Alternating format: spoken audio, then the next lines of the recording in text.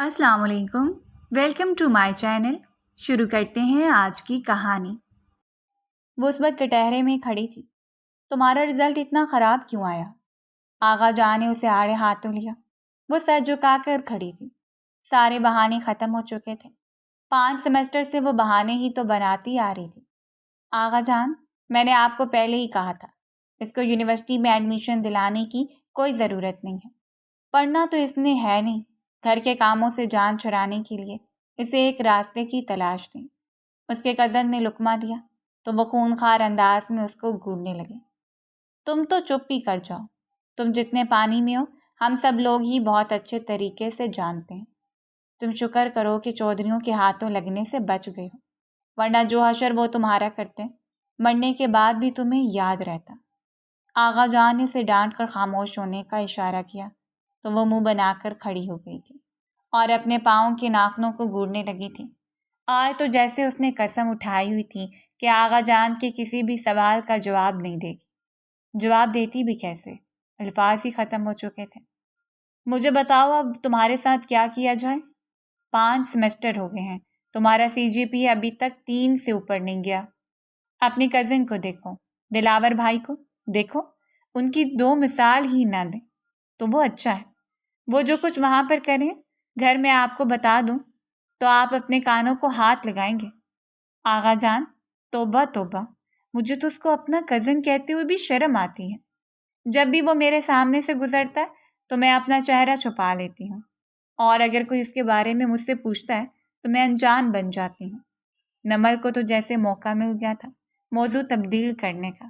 سب لوگ ہی حیرت سے اس کو گھور رہے تھے۔ کیا مطلب ہے تمہارا؟ اس نے کیا کیا؟ اگر تم اس کے کردار پر الزام لگا رہی ہو تو مجھ سے برا کوئی بھی نہیں ہوگا۔ ارے آغا جان، آپ کو لگتا ہے کہ میں کوئی بات ثبوت کے بغیر کہہ سکتی ہوں؟ جو بھی بات کرتی ہوں ڈنکے کی چوٹ پہ کرتی ہوں اور ثبوت کے ساتھ کرتی ہوں۔ مجھے صرف 2 منٹ دیں، میں اپنا موبائل اٹھا کر لاتی ہوں۔ یہ کہہ کر وہ بھاگتی ہوئی اپنے کمرے میں چلی گئی تھی۔ یا اللہ، تیرا بہت بہت شکر ہے جو میں ان ظالم لوگوں کے عتاب کا نشانہ بننے سے بچ گئی ہوں۔ اس کی کزن نے جب اس کی بات سنی تو ناگواری سے اس کے چہرے کی طرف دیکھا۔ وہ جو کچھ بھی کہتے ہیں تمہاری بہتری کے لیے کہتے ہیں۔ اگر وہ یوں ہی تمہیں بے موڑ چھوڑ دیں گے تو کل کو انہیں حساب دینا ہوگا۔ یار تم تو چپ ہی کیا کرو۔ اگر کوئی اچھی بات منہ سے نہیں نکال سکتی تو بری باتیں بھی نہ نکالا کرو۔ بھی بہت ہی سیریس میٹر چل رہا ہے۔ وہ بری طرح سے بدمزہ ہوئی تھی۔ اس کی کزن جانتی تھی کہ جس طرح کے میٹر کی وہ بات کری ہے غلطی ساری نمل کی ہی ہوگی۔ وہ باہر گئی اور اپنے کزن کی ویڈیو آن کر دکھائی جہاں پر وہ پارک میں کچھ لڑکیوں کے ساتھ بیٹھا ڈسکشن کر رہا تھا۔ اس کی بدقسمتی یہ تھی کہ اس کا پریزنٹیشن کا جو گروپ بنایا گیا تھا اس میں صرف وہ اکیلا ہی لڑکا تھا، باقی ساری لڑکیاں تھیں۔ یہ تھوڑا سا آکورڈ تو فیل ہوتا تھا مگر وہ صبر کے گھونٹ پی کر رہ گیا تھا۔ نمل جانتی تھی کہ وہ اپنی مرضی سے وہاں پر نہیں بیٹھا ہوا مگر خود کو بچانے کے لیے کچھ تو کرنا ہی تھا۔ کسی کے کندھے پر رکھ کر تو بندوق چلانی ہی تھی۔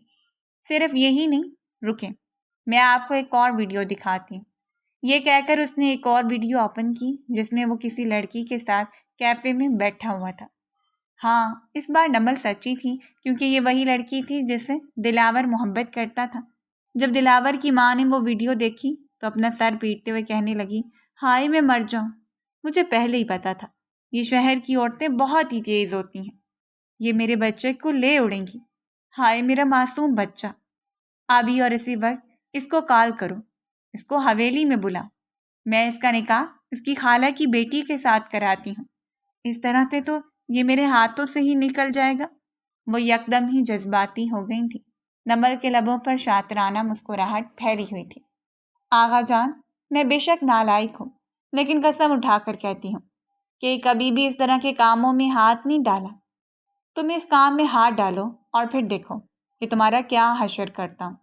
اس کا بھائی اس کو غصے سے گھورتے ہوئے بولا تھا، تو میں آخری موقع دے رہا ہوں، اگر اس بار تمہارا رزلٹ خراب آیا تو یونیورسٹی کو خیر بات کہہ دینا۔ ہمارے پاس اتنا فالتو کا پیسہ نہیں ہے جو ہم تم پر لٹاتے پھریں اور بدلے میں تم پروفیسرز کو پیسے دے کر پاس ہو جاؤ۔ وہ اپنی زبان دانتوں میں دبا کر رہ گئی تھی۔ بھائی جان، کیا میں آپ سے کویسچن پوچھ سکتی ہوں؟ بالکل بھی نہیں۔ بھائی پلیز۔ جب وہ کمرے سے باہر نکلی تو اپنے بھائی سے بولی تھی، آپ کو اس بارے میں کیسے پتہ چلا؟ جس پروفیسر کو تم نے الو بنانے کی کوشش کی تھی وہ میرا بہت ہی اچھا دوست ہے۔ اس نے مجھے کال کر کے تمہارے کرتوتوں کے بارے میں بتایا تھا۔ مجھے آج سے پہلے کبھی بھی اس قدر شرمندگی نہیں ہوئی تھی۔ اگر آغا جان کو یہ بات بتا دوں تو وہ تمہاری ٹانگیں توڑ کر تمہیں گھر پر بٹھا دیں گے۔ تم جانتی ہو کہ وہ رشوت کو کتنا ناپسند کرتے ہیں۔ ہاں، مجھے تو جیسے پتہ ہی نہیں ہے۔ جب بھی کوئی کام نکلوانا ہوتا ہے تو فوراً سے جیب سے پیسے نکال کر سامنے والے کے میز پر رکھ دیتے ہیں اور ان کا کام مکمل ہو جاتا ہے۔ ہادی کے گھورنے پر وہ وہاں سے کھسک گئی تھی۔ اس کے لیے اتنا ہی کافی تھا کہ اس کی بچت ہو گئی تھی۔ 2 دنوں کے بعد اس کی یونیورسٹی اوپن ہونے والی تھی۔ حویلی میں وہ بہت زیادہ بور ہو رہی تھی کیونکہ اب یہاں پر اس کی ایج کا کوئی بھی کزن نہیں تھا۔ ایک کزن جو اسے 2 سال چھوٹی تھی وہ حد سے زیادہ بورنگ تھی۔ ہر وقت ہی کتابوں میں گھسی رہتی تھی۔ ناولز پڑھنے کا اسے کریز تھا۔ ناولز کے علاوہ اسے کچھ دکھائی نہیں دیتا تھا۔ اگر اس کے بس میں ہوتا تو کھانے کی میز پر بھی ناول ہاتھ میں لے جاتی۔ یہ تو دادی جان کی وجہ سے وہ احتیاط کر جاتی تھی۔ یار میں بہت زیادہ بور ہو رہی ہوں۔ رات کا وقت تھا، وہ اپنے کمرے میں ٹہل رہی تھی۔ یار میرے مائنڈ میں ایک بہت ہی زبردست آئیڈیا آ رہا ہے۔ مجھے باز رکھو، یہ میرے ہاتھ دیکھو، مجھے معاف کر دو۔ کیا ہو گیا یار، تم غیروں جیسا سلوک کیوں کرتی ہو؟ ہر بار تم خود بچ جاتی ہو اور مجھے پھنسا دیتی ہو، اور اب مجھے کہہ رہی ہو کہ میں غیروں جیسا سلوک کرتی ہوں؟ میں بس اپنے آپ کو ایک بڑی مشکل میں پھنسنے سے بچا رہی ہوں۔ یار تم نے کچھ بھی نہیں کرنا ہے، تم نے بس میرے پاس بیٹھنا ہے۔ تم جب تک مجھے ہمت نہیں دیتی ہو تب تک تمہیں پتہ ہے کہ میں کوئی بھی کام نہیں کر سکتی ہوں۔ نورین آنکھیں چھوٹی چھوٹی کر کے اس کو گھورنے لگی تھی۔ بتاؤ اب تمہارے دماغ میں کیا چل رہا ہے؟ یار میرا دل کر رہا ہے کہ رانگ نمبرز پر کال کر کے لوگوں کو پریشان کرو۔ یا میرے اللہ، مجھے صبر عظیم عطا فرما۔ اور اگر ان میں سے کوئی شخص ہمارے جاننے والا انکل آیا تو تم کیا کرو گی؟ ایسا کبھی بھی نہیں ہوتا۔ اور کون سا سارے نمبر مل جائیں گے؟ دیکھتی ہوں، تکا لگاتی ہوں۔ یہ کہہ کر اس نے ایک رو نمبر ڈیسائیڈ کیا تھا، مگر انریجیبل جا رہا تھا۔ اس نے ہمت نہیں ہاری تھی۔ ہارنا تو اس نے سیکھا ہی نہیں تھا۔ تھوڑی ہی دیر گزری تو اس نے ایک اور نمبر ڈائل کیا۔ دوسری طرف سے اسے ایک بھاری مردانہ آواز سنائی دی تھی۔ ایک لمحے کے لیے تو اس کی دھڑکنیں منتشر ہو گئی تھیں۔ وہ آواز نیند میں ڈوبی ہوئی تھی۔ دوسری طرف سے جب کوئی بھی نہیں بولا تو مصطفیٰ بری طرح سے بدمزہ ہوا تھا۔ وہ کال کاٹنے لگا تھا کہ ایک بہت ہی خوبصورت آواز اس کے کانوں میں پڑی۔ اس نے آنکھیں ذرا سی کھولی اور اسکرین پر دیکھا۔ ایک انجان نمبر تھا۔ وہ حیران ہو رہا تھا کیونکہ اس کا پرسنل نمبر زیادہ لوگوں کے پاس نہیں تھا۔ جی مس، آپ کو کس سے بات کرنی ہے؟ جی مجھے آپ سے ہی بات کرنی ہے، اس نے اپنے لہجے کو نرم بناتے ہوئے کہا تھا۔ وہ آواز سے 20-21 سال کی لڑکی معلوم ہو رہی تھی۔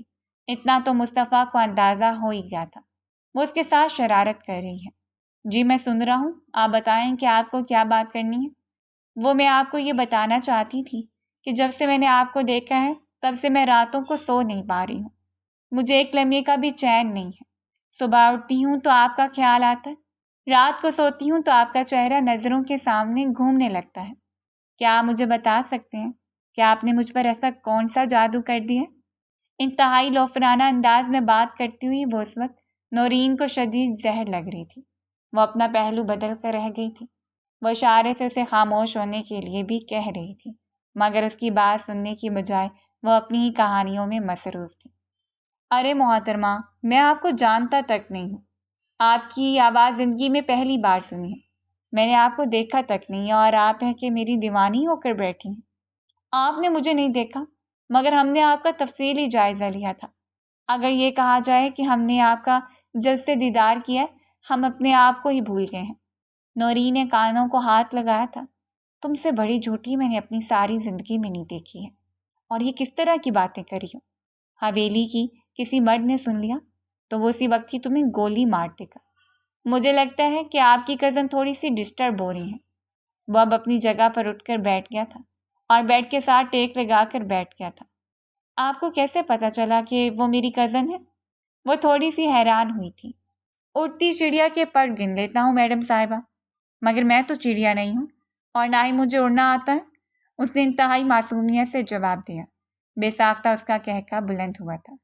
اس کا ڈی ایس پی دوست جو کہ اس کے کمرے میں نہیں سو رہا تھا، ہڑبڑا کر اپنی جگہ پر بیٹھا۔ مصطفیٰ کو پاگلوں کی طرح ہنستا ہوا دیکھ کر اس کے ماتھے پر بل پڑ گئے تھے۔ سب ٹھیک تو ہے؟ تو جلدی سے اس کے پاس گیا اور اس کے ماتھے پر ہاتھ رکھتے ہوئے کہا، کیا ہو گیا ہے؟ پاگل تو نہیں ہو گئے ہو؟ مجھے لگ رہا ہے کہ میں واقعی میں پاگل ہو گیا یا پھر میری آنکھیں خراب ہو گئی ہیں۔ وہ اپنی آنکھوں کو موڑنے لگا تھا۔ دوسری طرف سے وہ چھوٹی سی لڑکی کال کاٹ چکی تھی، بلکہ یہ کہا جائے کہ نورین نے زبردستی کاٹ دی تھی تو اس میں کچھ بھی غلط نہیں ہوگا۔ دفع ہو جائے یار، تمہاری وجہ سے سارا مزہ خراب ہو گیا۔ وہ اس کو پیچھے ہٹاتے ہوئے بولا تھا۔ مجھے بتاؤ تو صحیح کہ کسی سے بات ہو رہی تھی؟ کون ہے وہ خوش قسمت جو تم جیسے خڑوس انسان کے لبوں پر مسکراہٹ لانے میں کامیاب ہو گیا؟ دماغ خراب مت کرو میرا، اور جو کہا اس میں نے تمہارے حوالے کیا تھا اس کا کچھ کرو۔ یہ کر وہ لمبے لمبے ڈگ بڑھتا ہوا کمرے سے باہر نکل گیا تھا۔ اسے اپنا موبائل نکالا۔ ابھی وہ اس کا نمبر ڈائل کر کے بارے میں سوچ ہی رہا تھا کہ دوبارہ سے اس کا موبائل بجنے لگا۔ لبوں پر دل فریب سی مسکراہٹ پھیلی ہوئی تھی۔ فوراً سے اس نے کال اٹھا لی تھی۔ ارے مجھے تو لگتا ہے کہ آپ میری ہی کال کے انتظار میں بیٹھے ہوئے تھے۔ میں آپ سے اس ڈسٹربنس پر تھوڑی سی معافی چاہتی ہوں۔ وعدہ کرتی ہوں کہ دوبارہ آپ کو شکایت کا موقع نہیں ملے گا۔ تو ہم کہاں پر تھے؟ آپ میری تعریف میں زمین آسمان کے کلابے ملا رہی تھیں۔ اگر آپ میرے بارے میں اتنا ہی جانتی ہیں تو مجھے بتائیں کہ میرے بال کون سے رنگ کے ہیں؟ وہ اپنے بالوں میں ہاتھ پھیرتے ہوئے بولا تھا۔ آپ کے بال بلیک کلر کے ہیں، اس نے نارمل سے انداز میں جواب دیا۔ جس دن آپ نے مجھے دیکھا اس دن میں نے کون سے کپڑے پہنے ہوئے تھے؟ کلر کون سا تھا؟ آپ نے ڈیٹ کلر کی ٹی شرٹ اور وائٹ کلر کی پینٹ پہنی ہوئی تھی۔ اس نے اپنی مسکراہٹ دبانے کی کوشش کی کیونکہ مصطفیٰ نے آج تک کبھی بھی بلیک کے علاوہ کوئی جوڑا نہیں پہنا تھا۔ بلیک اس کا فیوریٹ کلر تھا، چاہے کچھ بھی ہو جائے وہ اس کے علاوہ کسی اور کلر کو پسند نہیں کرتا تھا۔ ارے محترمہ، آپ نے تو واقعی میں مجھے دیکھا ہوا ہے۔ مجھے بتائیں کہ وہ جگہ کون سی تھی؟ آپ اسلام آباد کے سرینا ہوٹل میں تھے، اور دن کون سا تھا؟ تقریباً 1 ہفتہ پہلے کی بات ہے۔ وہ جھوٹ پر جھوٹ بولے جا رہی تھی۔ سب سے بڑی بات یہ تھی کہ اس کا ہر جھوٹ پکڑنے میں وہ کامیاب ہو گیا تھا۔ پچھلے 1 مہینے سے وہ نیو یارک میں تھا اور آج صبح ہی اس کی واپسی ممکن ہوئی تھی۔ وہ بہت زیادہ تھکا ہوا تھا، اس لیے سونے لیٹ گیا تھا۔ اٹھ کر اس نے بہت سے معاملات بھی ہینڈل کرنے تھے۔ کچھ لوگوں کو ان کی پیمنٹ بھی واپس کرنی تھی اور کچھ آوارہ لوگوں کا دماغ بھی ٹھکانے پر لگانا تھا۔ اس کے لیے اسے انرجی کی ضرورت تھی اور اپنے آپ کو بوسٹ کرنے کی نیڈ تھی۔ کیا ہم دوبارہ مل سکتے ہیں؟ یہ سن کر وہ بری طرح سے گڑبڑا گئی تھی۔ مگر یہ تو ابھی ممکن نہیں ہو سکتا ہے، میں تو اپنے گاؤں واپس آ گئی ہوں۔ محترمہ، میں آپ کو دیکھنا چاہتا ہوں۔ آپ جانتی کہ آج سے پہلے کبھی بھی کسی نے میری اتنی تعریفیں نہیں کی اور نہ ہی کسی نے مجھ سے محبت کا اظہار کیا ہے۔ مجھے لگ رہا ہے جیسے میں بھی آپ میں انٹرسٹ لینے لگا ہوں۔ وہ لاپرواہی سے اور دو ٹوک انداز میں اسے اپنی پسندیدگی کا اظہار کر رہا تھا۔ اس کو ٹھنڈے پسینے آنے لگے تھے۔ اس کو تو لگا تھا کہ وہ اس کی عزت افزائی کر کے اس کو بلاک کر دے گا، مگر ایسا کچھ بھی نہیں ہوا۔ وہ تو اس کی ذات میں انٹرسٹ لینے لگا تھا۔ چلو کوئی بات نہیں نمل، آج کی رات اسی سے گپے لگاؤ۔ آج ان کی رات اپنا ٹائم سپینڈ کرو، صبح اس کو بلاک کر دینا۔ وہ اپنے کندھے کو تھپکتے ہوئے بولی تھی۔ یہ بات تو سچ تھی کہ اسے مصطفیٰ کی آواز بہت اچھی لگی تھی۔ باقی لڑکوں سے مختلف، بھاری اور سوبر سی آواز کسی کے بھی دل کی دھڑکنیں منتشر کرنے میں کامیاب ہو سکتی تھی۔ اس کی بھی دل کی دھڑکنیں اسے اپنے کانوں میں سنائی دے رہی تھیں۔ وہ عصمت حویلی کے اعلان میں کھڑی تھی۔ سلطان جو کہ اپنی کمرے کی کھڑکی میں کھڑا کافی دیر سے اس کو ہنستے ہوئے دیکھ رہا تھا، وہیں سے چلاتے ہوئے بولا، خیریت تو ہے؟ کیا تمہارا واپس ہاسٹل جانے کا دل نہیں کر رہا؟ وہ اس کے بارے میں مفہوم کو سمجھتے تیزی سے حویلی کے اندر بھاگی تھی۔ کمرے میں جا کر اس نے جلدی سے کال کاٹی اور اس کو بلاک کر دیا۔ ویسے میرا دل تو نہیں کر رہا تھا تمہیں بلاک کرنے کا، مگر اس کے علاوہ میرے پاس دوسرا کوئی آپشن نہیں ہے۔ ان دونوں کی بہت سی موضوعات پر ڈسکشن ہوئی تھی۔ مصطفیٰ کو وہ لڑکی کافی انٹرسٹنگ لگ رہی تھی۔ کال کٹنے پر وہ غصے میں آ گیا تھا کیونکہ جانتا تھا کہ اس بار اس نے جان بوجھ کر کال کاٹی ہے۔ حالانکہ مصطفیٰ نے اس کو منع بھی کیا تھا کہ تم موبائل کو سائلنٹ پر رکھ دو اور تھوڑی سی دیر کے بعد جب کمرے میں جاؤ گی تب مجھ سے بات کر لینا۔ مگر اس نے اس کی بات کو نظر انداز کر دیا تھا اور اس کے منہ پر کال کاٹ دی تھی۔ اس نے دوبارہ سے نمبر ڈائل کیا تو وہ بزی جا رہا تھا۔ مصطفیٰ کو اندازہ ہو چکا تھا کہ وہ اس کو بلاک کر چکی ہے۔ وہ اپنے بازو اپنے سر کے نیچے رکھ کر لیٹ گیا اور سیلنگ کو گھورنے لگا تھا۔ ڈی ایس پی حماد صاحب، آپ سے ایک بہت ہی ضروری کام ہے۔ وہ اس کے چہرے کو گھورتے ہوئے بولا، کیا تم نمبر کے ذریعے کسی کا بایو ڈاٹا نکلوا سکتے ہو؟ زیادہ معصوم بننے کی ضرورت نہیں ہے۔ حماد نے اسے گھورا تو وہ کھل کر ہنس دیا تھا۔ وہ کیا ہے نا کہ تم ہر بار ہی مجھے انکار کر دیتے ہو، اس لیے میں نے سوچا کہ کام کروانے سے پہلے تم سے پوچھ لیتا ہوں۔ ہاں، میں ان نمبر سے ڈیٹیلز نکلوا کر دے سکتا ہوں، مگر بتاؤ کہ کس کا نمبر نکالنا ہے؟ ایک لڑکی کا نمبر ہے، ابھی اسی سے ہی کال پر بات ہو رہی تھی، وہ مجھے کافی انٹرسٹنگ لگی ہے۔ کہیں ایسا تو نہیں کہ تمہیں اس سے محبت ہو گئی ہے؟ نہیں، اس نے نفی میں سر ہلایا۔ ہو ہی نہیں سکتا کہ مصطفیٰ کو عورت ذات سے محبت ہو۔ عورت ذات میرے لیے سب سے ناپسندیدہ شے ہے۔ جب بھی ان کو دیکھتا ہوں تو میرا دماغ غصے سے گھومنے لگتا ہے۔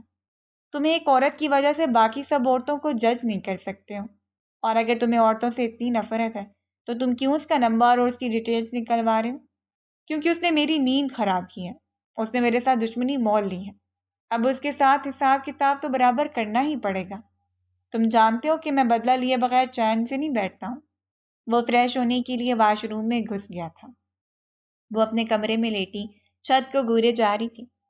کیا ہوا ہے؟ سو جاؤ، بہت رات ہو گئی ہے، صبح تمہیں جلدی اٹھنا ہوگا۔ نورین نے کربٹ بدلی تو اسے جاگتے ہوئے دیکھ کر، یار، اس کی آواز مجھے اپنے کانوں میں سنائی دے رہی ہے۔ وہ بہت ہی زبردست بندہ تھا، اور کیا زبردست بولتا تھا۔ اس نے تو مجھے ملنے کی بھی آفر کی تھی۔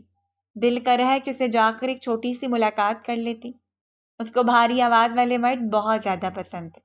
دیکھو، شرم کر لو، تھوڑی سی حیا کر لو۔ اگر ذرا سی بھی غیرت تم میں باقی بچی ہے تو اس کو ہی جگا لو۔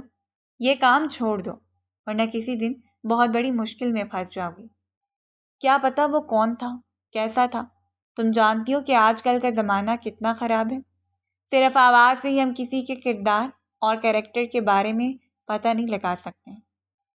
کہہ تو تم ٹھیک ہی رہی ہو، مجھے لگتا ہے کہ اب مجھے اپنے دل کو مار دینا چاہیے اور پرسکون ہو کر سو جانا چاہیے۔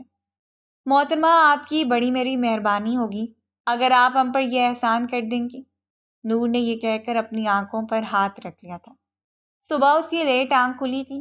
اٹھتے اس نے واویلا مچا دیا تھا کہ میری کلاس شروع ہو گئی ہوگی اور آپ لوگ ابھی تک حویلی میں چہل قدمی کریں۔ کوئی مجھے چھوڑنے کے لیے نہیں جا رہا۔ آپ میں سے کسی کو بھی میری کوئی پرواہ نہیں ہے۔ بس کر جاؤ، تمہاری آواز میرے کانوں میں درد پیدا کر رہی ہے، سلطان نے اسے گھورتے ہوئے کہا تھا۔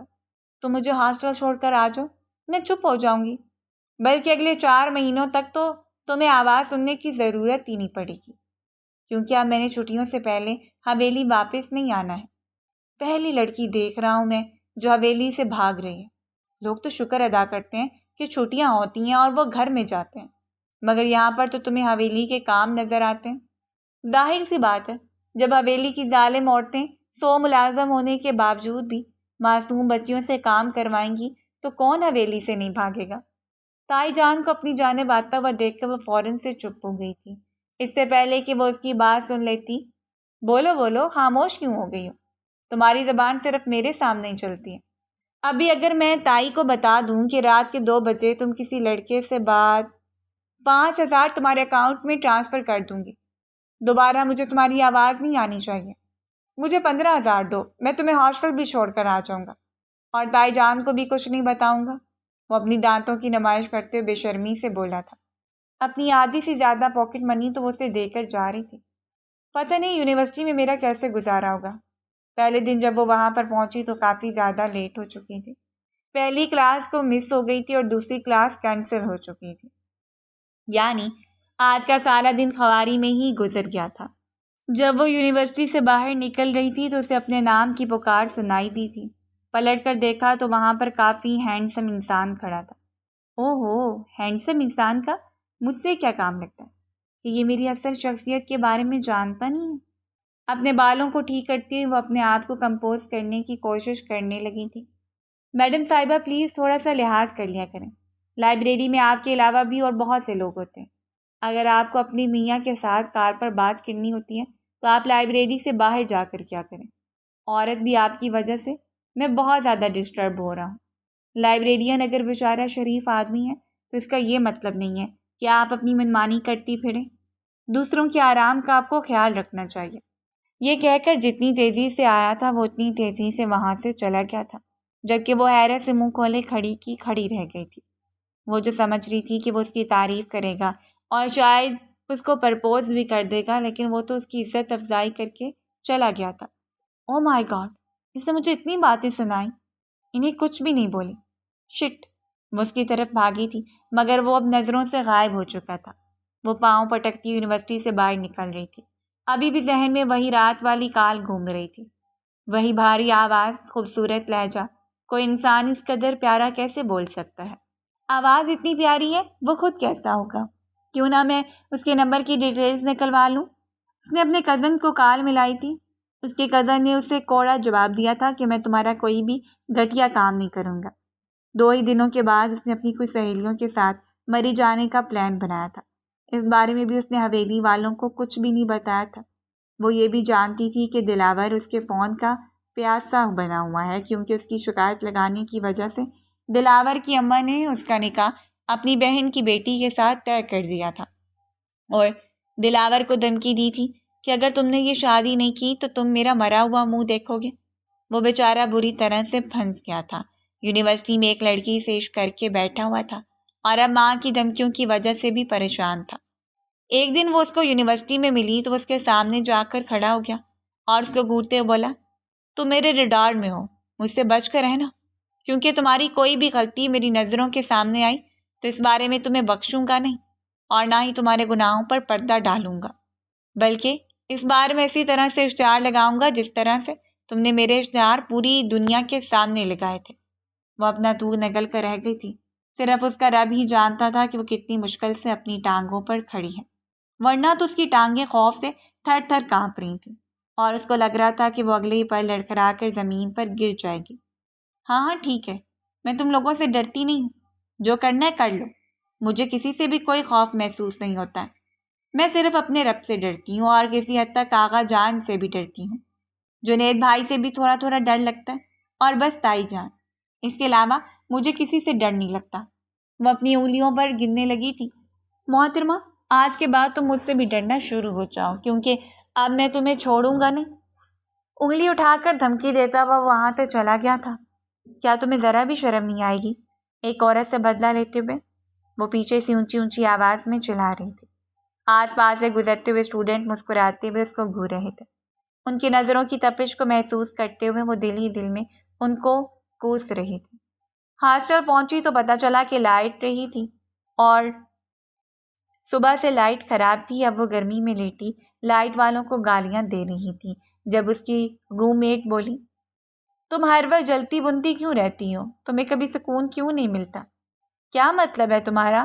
مطلب یہ ہے کہ میں نے جب بھی تمہیں دیکھا ہے شکایتیں کرتے ہوئے دیکھا ہے، یا تو تم اپنے آپ کو کوس رہی ہوتی ہو یا پھر کسی اور کو گالیاں دے رہی ہوتی ہو۔ تم سکون کا سانس کیوں نہیں لیتی ہو اور تم چین سے بھی نہیں بیٹھتی ہو؟ ہر وقت ہی تمہارے دماغ میں کوئی نہ کوئی شرارت چلتی رہتی ہے۔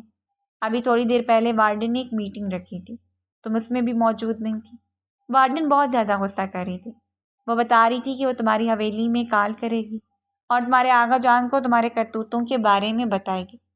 فکر مت کرو، میں نے اس کو جو نمبر دیا ہے وہ غلط ہے۔ پوری زندگی وہ بیٹھ کر نمبر ملاتی رہے پھر بھی اس کا نمبر ڈائل نہیں ہوگا، اور میری حویلی کا کوئی بھی مدد ہاسٹل میں آنا پسند نہیں کرتا، یہ ان کی شان کے خلاف ہے۔ وہ اطمینان سے ٹانگ پر ٹانگ رکھے، تمہاری حویلی کے مرد بھی تمہاری طرح ہی ہیں۔ او ہیلو، زیادہ فری ہونے کی ضرورت نہیں ہے۔ اگر میں تمہاری باتوں کو مائنڈ نہیں کر رہی اور ان کو نظر انداز کر رہی ہوں تو اس کا یہ مطلب نہیں کہ تم میرے سر پر چڑھ کر ناچنا شروع کر دو گی۔ اپنی حد میں رہ کر بات کرو۔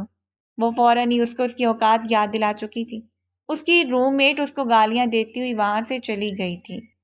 سمجھ نہیں پا رہی ہوں کہ کیا کروں اس وقت برگر کھانے کا بہت زیادہ دل چاہ رہا تھا۔ اگر وہ چاہتی تو وہ برگر آرڈر کر سکتی تھی، مگر اس کی مستی تو دیکھو، اس نے خود ہی وہاں پر جانے کا فیصلہ کیا تھا۔ اپنی وارڈن سے اس نے یہ بہانہ بنایا تھا کہ اس کا کزن ہسبینڈ اس کو لینے کے لیے آیا ہے۔ وارڈن جانتی تھی کہ اس کی حویلی کے مرد تھوڑے سے عجیب سی اصولوں کے مالک ہیں اور وہ ہاسٹل کے اندر آنا پسند نہیں کرتے ہیں۔ اس نے وارڈن کو اپنی دوست کی امی کا نمبر دیا ہوا تھا جو اس کی طرح ہی چل سی تھی۔ اگر کوئی بھی شکایت لگانی ہوتی تھی تو وارڈن اس کی دوست کی امی کو کال کر دیتی تھی اور اس کی دوست کی امی وہ نظر انداز کر دیتی تھی۔ ان کی بھی یہی سوچ تھی کہ ابھی بچوں کے کھیلنے کودنے کی عمر ہے، ابھی ان پر پابندیاں لگا دیں گے تو یہ انجوائے کیسے کریں گے۔ اسی وجہ سے وہ آنٹی رفیہ کو بہت زیادہ پسند کرتی تھی۔ وہ جب ہاسٹل سے باہر نکلی تو اس کا پلان کینسل ہو گیا تھا۔ اسلام آباد میں ایک بہت بڑا ریسٹورینٹ کھلا تھا اور پتہ لگا تھا کہ اس کا آنر بہت بڑا بزنس مین آج ہی وہ اوپن ہوا تھا۔ سب کو فری کھانا مل رہا تھا۔ وہ اس کی اوپننگ سرمنی پر پہنچ چکی تھی۔ اسے اندازہ نہیں تھا کہ وارڈن بھی وہاں پر آئے گی۔ وہ بیٹھی کھانا کھا رہی تھی جب اسے اپنے نام کی پکار سنائی دی۔ اس نے پلٹ کر دیکھا تو وہاں پر وارڈن کھڑی تھی۔ تم یہاں پر کیا کر رہی ہو؟ تم نے تو اپنے کزن ہسبینڈ کے ساتھ جانا تھا۔ تم نے پھر سے مجھ سے جھوٹ بولا ہے نا؟ اس باتوں میں تمہارے گھر پہ کال کر کے تمہارے بابا کو بلواؤں گی۔ ارے کیا ہو گیا آپ کو؟ میں آپ سے جھوٹ کیوں بولوں گی؟ رکیں، آئیں، میں آپ کو اپنے کزن ہسبینڈ سے ملواتی ہوں۔ اس نے دیکھا کہ سامنے ایک ہینڈسم سا شخص کھڑا تھا جو کچھ عورتوں کے جرمٹ میں تھا۔ اس طرح کے مرد اسے بہت زہر لگتے تھے، لیکن اب اپنی جان بچانے کے لیے کچھ نہ کچھ تو کرنا تھا۔ وہ دل ہی دل میں دعا کر رہی تھی کہ وہ شخص سچ نہ بول دے۔ وہ جا کر اس کے قریب جا کر کھڑی ہو گئی اور پرجوش انداز میں کہنے لگی، یہ میرے ہسبینڈ ہیں، آپ ان سے ملی ہیں؟ اس نے وہاں پر موجود باقی لڑکیوں کا بھی لحاظ نہیں کیا تھا۔ سدرا نے جب اس خوبصورت پیاری لڑکی کو دیکھا تو اونچی آواز میں چلاتی بولی، پریٹی لیڈی، آپ نے ہمیں بتایا نہیں کہ آپ میرڈ ہیں؟ وہ مصطفیٰ کی طرف متوجہ ہو گئی تھی جو خود حیرت سے پہلو میں کھڑی اس لڑکی کو دیکھ رہا تھا۔ اس کو پہچانتے ہی وہ کھل کر مسکرا دیا اور اس کی کمر پر اپنا ہاتھ جماتے بولا، بس میں آپ سب لوگوں کو سرپرائز دینا چاہتا تھا۔ اس نے وہاں پر موجود سب لوگوں کو ہی اپنی جانب متوجہ کر دیا تھا۔ ہاسٹل کی وارڈن پریشان ہو گئی تھی، اس کے چہرے کی ہوائیاں اٹھ گئی تھیں۔ وہ شرمندہ ہو کر وہاں سے چلی گئی تھی۔ یہی حالت اس کی بھی تھی۔ اس کو لگ رہا تھا کہ وہ مذاق میں سب کچھ ہینڈل ہو جائے گا، مگر یہ مذاق تو اس کے گلے میں ہی پڑ گیا تھا۔ اس نے اپنی کمر سے اس کا ہاتھ ہٹانے کی کوشش کی، مگر مصطفیٰ صاحب کی گرفت کافی مضبوط تھی۔ 6 فٹ کے بندے کو پہلو میں قریب 5 فٹ 2 انچ کی وہ لڑکی اس وقت ایک چھوٹی سی گڑیا معلوم ہو رہی تھی۔ جب مصطفیٰ نے بیبی کی بات کی تو وہ بری طرح سے گھبرا گئی۔ ہمارا بیبی کب ہوا؟ اس کے چہرے کے تاثرات سے محظوظ ہوتا ہوا وہ اس کا ہاتھ پکڑ کر اس کو ریسٹ روم میں لے کر آ گیا تھا۔ دروازہ لاک کرنے کے بعد وہ اس کی طرف متوجہ ہوا۔ یہ کیا بدتمیزی ہے؟ آپ کی ہمت بھی کیسی ہے مجھ کو ہاتھ لگانے کی؟ اور کون سے بچے کی بات کر رہے ہیں؟ محترمہ، وہ تو بات میں وزن ڈال رہا تھا۔ اور پہلا سوال میں آپ سے بھی پوچھ سکتا ہوں، آپ کی ہمت کیسی ہوئی ایک شریف بندے پر اتنا بڑا الزام لگانے کی؟ میں نے تو آج تک صرف آپ کی آواز سنی ہے۔ اس کی بھاری آواز سن کر بری طرح سے گھبرا گئی تھی۔ اس کو شدت سے کچھ غلط ہونے کا احساس ہوا تھا۔ اس کے دل کی دھڑکنیں بھی منتشر ہو گئی تھیں۔ وہ آئی ایم ریئلی سوری، میں جانتی ہوں کہ مجھے ایسا نہیں کرنا چاہیے تھا۔ مجھے لگتا ہے کہ اب مجھے یہاں سے چلنا چاہیے۔ ارے کہاں جا رہی ہیں آپ؟ ہم آپ کی تلاش میں ہی دن رات مارے پھر رہے تھے۔ ہمیں اگر اندازہ ہوتا کہ آپ خود ہی ہمارے غریب خانے پر آ جائیں گے تو ہم آپ کے استقبال کی تیاریاں کرتے، نہ ہی آپ کو تلاش کرنے کے چکروں میں اپنا ٹائم برباد کرتے۔ معذرت کرتے ہیں کہ جس طرح سے آپ کا ویلکم کرنا چاہیے تھا اس طرح سے ویلکم نہیں کر پائے ہیں، لیکن آپ سے یہ بھی وعدہ کرتے ہیں کہ آپ کو شکایت کا موقع نہیں دیں گے۔ یہ کہتا ہوا وہ مخصوص انداز میں مسکراتا وہ اس کی طرف بڑھ رہا تھا۔ وہ پیچھے کی طرف ہٹی، پیچھے بیٹھ تھا۔ وہ اس پر گر گئی تھی جبکہ اس کے سامنے کھڑا پرسکون انداز میں اس کے چہرے کو دیکھ رہا تھا۔ پلیز مجھے جانے دے۔ ارے نہیں، ابھی تو میں نے پوری دنیا کو یہ بتا دیا ہے کہ تم میری بیوی ہو۔ ابھی تو سب دنیا کو تمہاری شکل دکھانی ہے۔ تم نے اتنی محنت کی ہے تو اس کا کچھ نہ کوئی صلہ تو ملنا ہی چاہیے۔ مجھے آپ کی بیوی بننے کا کوئی شوق نہیں ہے، اور اگر حویلی والوں نے دیکھ لیا نا، نہیں ایسا نہیں ہو سکتا ہے۔ پلیز آپ جو کچھ کہیں گے میں ماننے کے لیے تیار ہوں۔ مجھے یہاں سے جانے دیں۔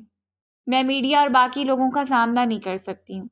کل مجھ سے ملنے کے لیے آنا ہوگا۔ میں ہوٹل میں تمہارا انتظار کروں گا۔ اسی ہوٹل میں ہی ہماری ملاقات ہوگی۔ یہ کہہ کر وہ پیچھے کی طرف ہو کر کھڑا ہو گیا تھا اور اس کو وہاں سے جانے کا اشارہ کیا تھا۔ وہ چیل کی تیزی سے کمرے کے دروازے کی طرف بھاگی تھی، جبکہ وہ اس کی رفتار پر کھل کر مسکرا دیا تھا۔ بے وقوف لڑکی، دل ہی دل میں اس پر کامنٹ پاس کرتا ہوا وہ بھی باہر مہمانوں میں آ کر کھڑا ہو گیا تھا۔ ڈی ایس پی حماد صاحب اس کے قریب آ کر کھڑا ہو گیا اور مانی کے اس انداز میں مسکرانے لگا۔ زیادہ ہنسنے کی ضرورت نہیں ہے، میں نے تو کسی کو یہ کہتے ہوئے سنا تھا کہ جس کسی نے بھی اس کے ساتھ مذاق کیا ہے وہ اس سے بدلہ لے گا، اس کو دن میں تارے دکھائے گا، لیکن یہاں پر تو معاملہ ہی اور لگ رہا ہے۔ لگتا ہے کہ موصوف چند دیکھ کر تاروں کا ارادہ ملتوی کر چکے ہیں۔ فضول بولنے کی ضرورت نہیں ہے، میں مہمانوں کا لحاظ کیے بغیر تمہارا منہ توڑ دوں گا۔ تمہارا یہ زور و جبر صرف اور صرف مجھ پر جلتا ہے۔ مزہ تب آئے گا جب تمہاری بیوی تمہیں تگنی کا ناچ نچائے گی۔ وہ میری بیوی نہیں ہے، اس نے دانت پیستے ہوئے کہا تھا، مگر تمہاری پہلی محبت تو ہے۔ یہ کہہ کر وہ پراسرار انداز میں مسکراتا ہوا وہاں سے چلا گیا تھا، جبکہ وہ اس کی باتوں کا برا منائے بغیر پھر سے اپنے بزنس پارٹنر کے ساتھ گفتگو کرنے میں مصروف ہو گیا تھا۔ مصطفیٰ منہ میں سونے کا چمچ لے کر پیدا ہوا تھا۔ اس نے بہت بڑے گھرانے میں آنکھ کھولی تھی۔ اس کا باپ وڈیرا تھا، خود بھی اس کا بزنس دوسرے ملکوں میں بھی پھیلا ہوا تھا۔ بزنس مین ہونے کے ساتھ ساتھ وہ بہت بڑا ٹریڈر بھی تھا۔ زندگی میں صرف اور صرف اس نے ایک بار کسی عورت کی ذات میں دلچسپی لی تھی۔ وہ عورت اس کی یونیورسٹی فیلو تھی، جس سے اس نے بے تحاشا محبت کی تھی، جس کو اس نے دل و جان سے چاہا تھا، مگر آخر کار اس عورت نے بھی اسے دھوکہ دے دیا۔ وہ اسی کے دوست کے عشق میں گرفتار ہو گئی تھی اور اس کر چھوڑ کر چلی گئی تھی۔ اس دن کے بعد مصطفیٰ کا عورت ذات پر سے اعتبار اٹھ گیا تھا۔ اتنے سال گزرنے کے باوجود آج وہ کم عمر لڑکی جب اس کے سامنے آئی تو اس نے ایک بار پھر سے اپنے دل کو اپنے ہاتھوں سے نکلتا ہوا پایا تھا۔ تو کیا اتنے عرصے سے وہ جھوٹ بول رہا تھا کہ وہ کبھی بھی کسی سے محبت نہیں کر پائے گا؟ کیا نمل واقعی اس کے دل میں دستک دینے میں کامیاب ہو چکی تھی، یا پھر وہ اس کے دل میں داخل ہو چکی تھی؟ اس طرح کے سوالات اس کے ذہن میں گردش کر رہے تھے۔ جب وہ اپنے ہاسٹل پہنچے تو وہ بہت زیادہ ڈری ہوئی تھی۔ تم ٹھیک تو ہو؟ مجھے یہاں پر نہیں رہنا، میں کل ہی گاؤں واپس جا رہی ہوں۔ میں بھی تایا جان کو کال کر کے بتا دیتی ہوں۔ ہوا کیا ہے؟ مجھے یہ تو بتاؤ۔ جب وہ اس ہاسٹل سے باہر نکل رہی تھی تو اس نے کچھ لوگوں کو بات کرتے ہوئے سنا تھا۔ تب اسے پتہ چلا تھا کہ مصطفیٰ کوئی عام بزنس مین نہیں بلکہ وہ ایک بہت بڑا گینگسٹر بھی ہے۔ وہ یہ بھی جان چکے تھے کہ اس نے مصطفیٰ کو ہی اس دن رونگ نمبر سے کال کی تھی، اور مصطفیٰ اب اس کی آواز بھی پہچان چکا تھا۔ جب اس نے یہ ساری کہانی اپنی روم میٹ کو سنائی وہ تو دھیمے سے انداز میں مسکرانے لگی۔ یار تمہاری سٹوری تو مجھے فلمی معلوم ہو رہی ہے، اور مجھے لگتا ہے کہ وہ بہت جلد تم سے ڈرامائی انداز میں قہر بھی کر لے گا۔ خدا کا خوف کرو، انڈین اور ترکی ڈرامے دیکھ دیکھ کر تمہارا دماغ خراب ہو گیا ہے۔ حقیقت میں ایسا کچھ بھی نہیں ہوتا ہے۔ یار میں کل ہی پاکستانی ڈرامہ دیکھ رہی تھی۔ چپ کر جاؤ، یہ ڈرامہ نہیں ہے، یہ میری زندگی ہے، وہ واویلا مچاتے ہوئے بولی تھی۔ محترمہ اس بارے میں تمہیں اس وقت سوچنا جب تم نے اسے رونگ نمبر سے کال کی تھی۔ اب تم شیر کی کچار میں ہاتھ ڈال چکی ہو، اب تمہارے پاس بچنے کا کوئی ذریعہ نہیں ہے۔ اس نے حویلی میں کال کی تھی۔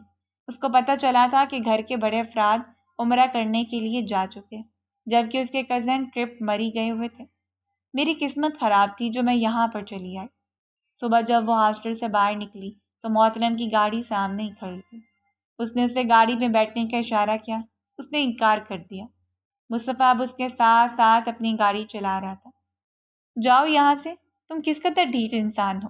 دیکھو اب میں تم سے صرف اور صرف آخری بار کہوں گا، تمیز کے ساتھ اگر تم گاڑی میں نہ بیٹھی تو تمہیں اپنے کندھے پر اٹھا کر گاڑی میں بٹھاؤں گا۔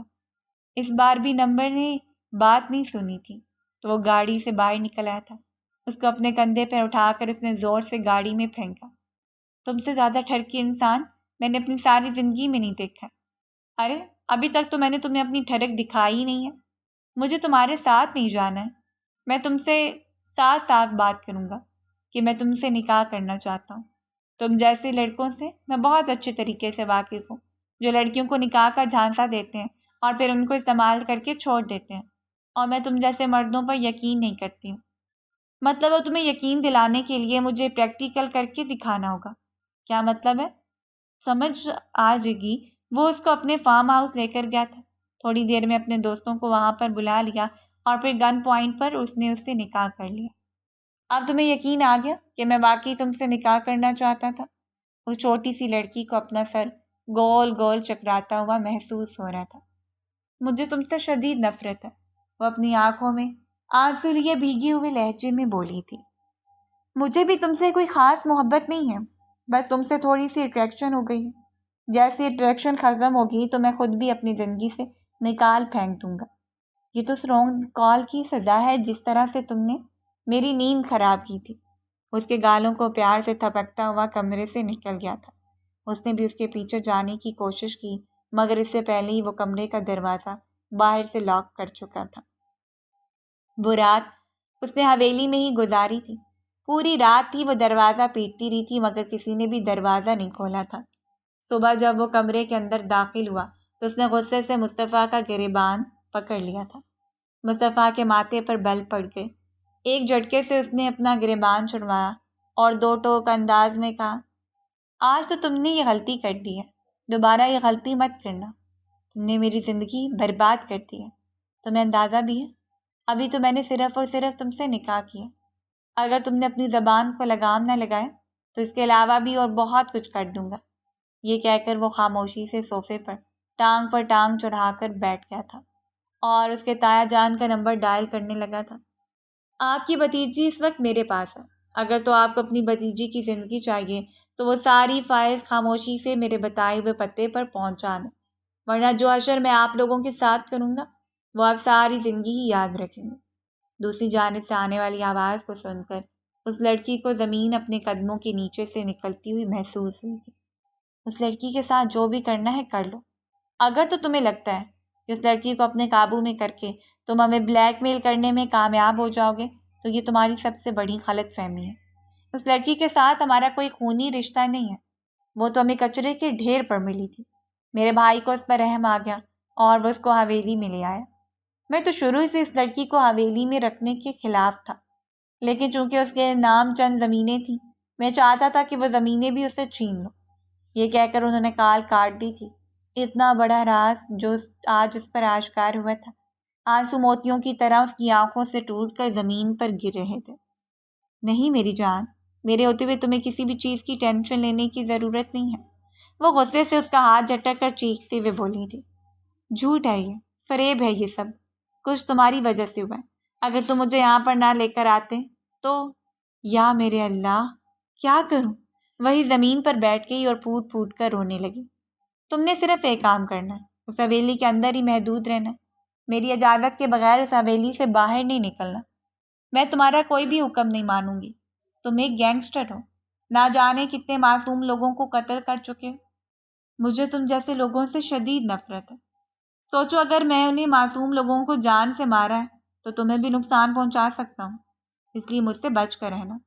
وہ اونچی اونچی آواز میں رونے لگی تھی۔ اس کی تایا جان کی محبت، وہ سب کچھ کیا تھا صرف اور صرف چند زمینوں کے لیے؟ وہ اس کے ساتھ اس قدر اچھا سلوک کر رہے تھے۔ دراصل مرنے سے پہلے اسد صاحب نے کچھ زمینیں اپنی بیٹی کے نام لگوا دی تھیں۔ جانتے تھے کہ اگر ان کو کچھ ہو جاتا تو حویلی والے اس کا خیال نہیں رکھیں گے۔ اس وقت اس کے پاس اپنے لیے کچھ نہ کچھ جمع پونجی ہونی چاہیے، اور اس بارے میں اس کو پتہ بھی تھا۔ بچپن میں اکثر ہی وہ سلطان کو اس چیز کے حوالے سے دھمکایا کرتے تھے کہ میرے نام تو اتنی زمینیں ہیں، تمہارے نام کیا ہے؟ تمہیں تو تمہارے بابا ایک پوری کوٹھی بھی نہیں دیتے ہیں۔ تو وہ دانت پیس کر رہ جاتا تھا، اور اب اسے پتہ چلا تھا کہ اس کی اوقات کیا ہے۔ اس کی حیثیت یہ تھی کہ حویلی والوں نے اسے ایک گینگسٹر کے سامنے لا کر پھینک دیا تھا اور اس کو بچانے کے لیے کچھ بھی کرنے کے لیے تیار نہیں تھے۔ میں یہاں سے چلی جاؤں گی تو مجھے تلاش نہیں کر پاؤ گے، وہ اس کو دھمکی دیتے ہوئے بولی تھی۔ اگر تم زمین کے اندر بھی جا کر چھپ جاتی، میں زمین سے بھی تمہیں نکال لوں گا۔ تم کسی گمان میں ہو میری جان؟ یہ کہہ کر وہ اس کو ہاتھ لگانے لگا تھا کہ چیختے ہوئے بولی، تم ایک گھٹیا انسان ہو جو لڑکیوں کا کاروبار بھی کرتے ہو۔ نہ جانے کتنی لڑکیوں کی زندگیاں تم نے برباد کی ہوں گی۔ تمہارا بس چلے تو تم اپنی بیوی کو بھی دوسرے مرد کے سامنے پیش کر دو۔ وہ خود پر کنٹرول نہیں رکھ پایا تھا۔ مصطفیٰ کا ہاتھ اٹھا تھا اور اس کے چہرے پر نشان چھوڑ گیا تھا۔ ہر چیز برداشت کر لوں گا لیکن اپنے کردار پر وار نہیں۔ میں نے تمہیں سمجھایا بھی تھا کہ ساری چیزیں تمہیں ڈیٹیل سے بتانے کے لیے تیار ہوں، مگر تم ہی سننا نہیں چاہتی۔ ٹھیک ہے، اسی ذہنی اذیت میں گزارو یہ دن۔ وہ غصے سے وہاں سے چلا گیا تھا۔ یہ ساری باتیں بھی اس نے ہوٹل کے باہر کھڑے لوگوں کے منہ سے سنی تھی۔ اب اس کو اپنا سر چکراتا ہوا محسوس ہو رہا تھا۔ رات کے وقت اس نے حویلی سے بھاگنے کی کوشش کی تو جو کیدار نے اسے پکڑ لیا اور دوبارہ سے اسی دشمن کے سامنے لے کر آ گیا۔ اس کو بیسمنٹ میں بند کر دو، ایک دن کے لیے اسے کھانے پینے کے لیے کچھ مت دو، اس کا دماغ خود بخود ہی ٹھکانے پر آ جائے گا۔ مصطفیٰ نے جو کچھ کہا تھا وہ کر کے بھی دکھایا تھا۔ پیاس اور بھوک سے اس کا برا حال تھا۔ بھوک تو وہ برداشت کر چکی تھی لیکن پیاس ناقابل برداشت تھی۔ جیسے ہی دروازہ کھلا وہ بھاگتی ہوئی کچن میں گئی۔ سب سے پہلے اس نے پانی کا گلاس پیا تھا۔ مصطفیٰ کچن کے دروازے کے ساتھ ٹیک لگا کر کھڑا خاموشی سے اس کی ایک ایک حرکت نوٹ کر رہا تھا۔ اسے اس لڑکی پر ترس بھی آ رہا تھا مگر وہ اس کو بیجا لاڈ پیار بھی نہیں دے سکتا تھا۔ میں قیامت کے دن تمہارا گریبان پکڑوں گی اور تم سے سارے حساب کتاب برابر کروں گی۔ یہ انگلی اٹھا کر دھمکی دیتی ہوئی وہ وہاں سے چلی گئی تھی۔ جو کمرہ اس کے لیے مختص کیا گیا تھا وہ بیڈ پر لیٹ گئی تھی۔ تھوڑی ہی دیر میں وہ نیند کی گہری وادیوں میں جا چکی تھی۔ مصطفیٰ جو کہ اس کے قریب ہی بیٹھا ہوا تھا اس کے بالوں میں انگلیاں پھیر رہا تھا اور پیار بھرے انداز میں اس کے چہرے کے ایک ایک نقش کو حفظ کر رہا تھا۔ اس نے اپنے ہاتھ اس کی گالوں پہ رکھے جہاں پر اس نے تھپڑ مارا تھا۔ اس کے دل کو کچھ چوما۔ وہ اس لڑکی کو تکلیف نہیں پہنچانا چاہتا تھا مگر وہ لڑکی اس کو مجبور کر دیتی تھی۔ وہ نہ چاہتے ہوئے بھی اس کو دکھ دیتا تھا اور پھر بعد میں بچتا تھا۔ نمل اس کی بالکل بھی عزت نہیں کرتی تھی، ہر وقت ہی اس سے بدتمیزی کرتی تھی۔ مصطفیٰ نے اب کافی حد تک خود پر کنٹرول کر لیا تھا۔ وہ اس کو نادان سمجھ کر معاف کر دیتا تھا۔ اس دن بھی نمل نے بہت باویلا مچایا تھا، اس کے کردار پر انگلی اٹھائی تھی، اس کو گریبان سے بھی پکڑا تھا۔ زندگی میں پہلی بار اس نے اس قدر صبر کا مظاہرہ کیا تھا اور نمل کو کچھ بھی نہیں کہا تھا۔ میں تمہیں آخری بار بتا رہا ہوں کہ میں کوئی گینگسٹر نہیں ہوں بلکہ میں ایک آفیسر ہوں۔ یہ کیس میں نے خود اپنی مرضی سے لیا تھا۔ میں ان تمام خبیث لوگوں کو پکڑنا چاہتا ہوں جو ہمارے ملک کو نقصان پہنچا رہے ہیں۔ اس نے دو ٹوک انداز میں اسے سمجھانے کی کوشش کی مگر نمل اس کی بات سننے کے لیے تیار ہی نہیں تھی۔ اپنی ان باتوں سے تم باقی دنیا کو بیوقوف بنا سکتے ہو مگر مجھے نہیں۔ میں تمہاری حقیقت سے اچھے طریقے سے واقف ہوں۔ تم لوگوں کو اور تمہارے بارے میں باتیں کرتے ہوئے سنا ہے اور بہت جلد میں تم سے طلاق بھی لے لوں گی۔ بہت جلد تمہاری زندگی سے نکل جاؤں گی کیونکہ تم جیسے شخص پر میں تھوکنا بھی پسند نہیں کرتی ہوں۔ تم اپنے الفاظ پر بہت زیادہ پچھتاؤ گی۔ وہ اس کو خبردار کرتے ہوئے بولا تھا، میں نے آج تک جو کچھ بھی کیا ہے اپنی مرضی سے کیا ہے اور سوچ سمجھ کر کیا۔ خدا کا شکر ہے کہ میں کبھی بھی نہیں پچھتائی اور نہ ہی دوبارہ کبھی پچھتاؤں گی۔ سلطان پچھلے کافی دنوں سے اس کو کال کر رہا تھا کیونکہ سلطان کو پتہ چل گیا تھا کہ اب اس کے بابا پکڑے جائیں گے کیونکہ وہ بھی غیر قانونی سرگرمیوں میں ملوث تھے۔ وہ چاہتا تھا کہ نمل اس کے ساتھ مل کر اپنے شوہر کے خلاف گواہی دے دے کہ وہ ایک خبیث انسان ہے جو کہ خود غیر قانونی سرگرمیوں میں ملوث رہ چکا ہے۔ سلطان نے مصطفیٰ کے خلاف جھوٹے ثبوت بھی اکٹھے کیے ہوئے تھے۔ اگر نمل گواہی دے دیتی تو ان کا کام بن سکتا تھا۔ نمل اس کے ساتھ ہی کورٹ میں پہنچ گئی تھی۔ وہ حویلی کے ملازموں کا اعتماد حاصل کر چکے تھے۔ اس دن وہ ان کو دھوکہ دے کر حویلی سے باہر نکلے تھے۔ مصطفیٰ کے وہم و گمان میں بھی نہیں تھا کہ اپنی محبت سے وہ کورٹ میں سامنا کرے گا۔ اس کو اپنی مخالف کھڑا دیکھ کر وہ کھل کر مسکرا دیا تھا۔ سب کو لگ رہا تھا کہ وہ ایک گینگسٹر ہے جبکہ حقیقت تو یہ تھی کہ وہ آفیسر تھا۔ اس نے اس بارے میں سلطان کو بھی نہیں بتایا تھا۔ یہ وہ راز تھا جو نمل اور اس کے درمیان ہی تھا۔ وہاں پر جا کر سب لوگوں کو پتہ چلا کہ وہ سرکار کا بندہ ہے۔ سارے ثبوت اکرام صاحب کے خلاف پیش کرنے کے بعد وہ کٹہرے سے ہٹ گیا تھا۔ نمل کی حالت ایسی تھی جیسے کاٹو تو بدن میں لہو نہیں۔ وہ اس کو اپنے ساتھ لیے بغیر ہی وہاں سے چلا گیا تھا۔ نمل نے سلطان کو مکمل طور پر نظر انداز کر دیا جو اس کی منتیں کر رہا تھا کہ کچھ کرو، اپنے شوہر کو سمجھاؤ کہ وہ یہ کیس واپس لے لیں، میرے بابا جیل چلے جائیں گے۔ اس نے اس کا ہاتھ زور سے جھٹکا۔ تمہاری وجہ سے میں نے اس انسان کا اعتماد توڑا، میں کبھی بھی خود کو معاف نہیں کر پاؤں گی۔ جس انسان نے مجھے تم لوگوں کے فریب سے بچایا، میں نے اس انسان کو ہی دھوکہ دے دیا، اس کے کردار پر وار کیا، اس کو اگلے سمجھا۔ میں ایسا کیسے کر سکتی ہوں؟ مصطفیٰ کو لگا تھا کہ اب وہ کبھی بھی حویلی واپس نہیں آئے گی، اسی لیے فارم ہاؤس جانے کی بجائے اپنے ایک دوست کی طرف چلا گیا تھا۔ وہاں سے اس نے امریکہ کا ٹکٹ کروایا تھا۔ وہ 1 مہینہ ان ساری چیزوں سے دور ہونا چاہتا تھا۔ اس کو لگ رہا تھا کہ وہ نمل کی بے وفائی کے بعد اس کو بھولنے میں بھی کامیاب ہو جائے گا۔ یہ اس کی سب سے بڑی غلط فہمی تھی۔ اس کی غیر موجودگی میں نمل نے 1 مہینہ اس کے فارم ہاؤس میں گزارا تھا۔ وہ اس کا انتظار کر رہی تھی، وہ واپس آئے، وہ اس سے معافی مانگے۔ جس دن وہ واپس آیا، نمل اس کے قدموں میں گر گئی اور پھوٹ پھوٹ کر رونے لگی۔ وہ اس کا محسن تھا، وہ احسان فراموش نہیں ہو سکتی تھی۔ مصطفیٰ بھی اس سے محبت کرتا تھا۔ اس کی بے وفائی کے باوجود بھی وہ اس کو خود سے دور نہیں کر پایا تھا، بلکہ اس نے اس کو گلے سے لگا لیا تھا۔ نمل نے وعدہ کیا تھا کہ اب وہ دوبارہ اس طرح کی نادانی نہیں کرے گی اور اس کے ساتھ ہمیشہ وفا کرے گی۔ اگر آپ کو ہماری کہانی پسند آئی ہے تو لائک کریں، اور اس طرح کی مزید دلچسپ کہانیاں سننے کے لیے ہمارے چینل کو سبسکرائب کریں اور کامنٹ سیکشن میں اپنی رائے کا اظہار ضرور کریں۔ شکریہ۔